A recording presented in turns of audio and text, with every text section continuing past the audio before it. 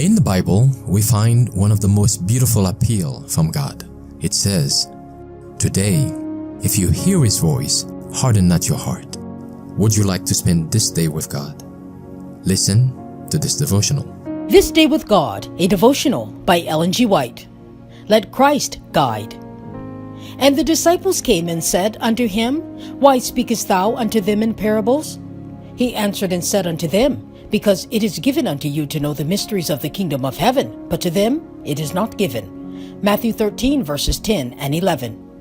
Christ gave his disciples to understand that he preached in parables and hid the great truths he presented under similitudes, that persons who have not the truth or the love of it, whose hearts are misled by their own tempers and gratified inclinations, could not know of his doctrines. The unfruitful hearers are specified by our Lord as the skeptical, the superficial, or the secular. These cannot discern the moral glory of the truth or its practical personal application to their own hearts. They lack that faith which overcomes the world, and as the sure consequence, the world overcomes them. It is the close connection with God which opens and makes quick and sharp the understanding. Men in Christ's day brought upon themselves that blindness, that in seeing they see not, and the willful deafness, that in hearing they hear not, neither do they understand. Jesus told them that there was no reason for them to be surprised at what he had stated in regard to their unbelief, for Isaiah had predicted the same. Some of the people professing to believe the truth for this time will be in a similar position. They will not understand the marvelous work of God by which God confirms his word.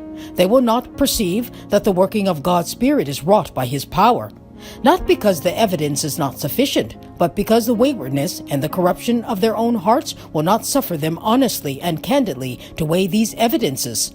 For the sins of the people have hardened their hearts, and their conformity to the world has clouded their conceptions of divine things. They are unwilling to be directed in the path of righteousness which would lead to the city of God. Our trust must be wholly in God. He will be to us a present help in every time of need.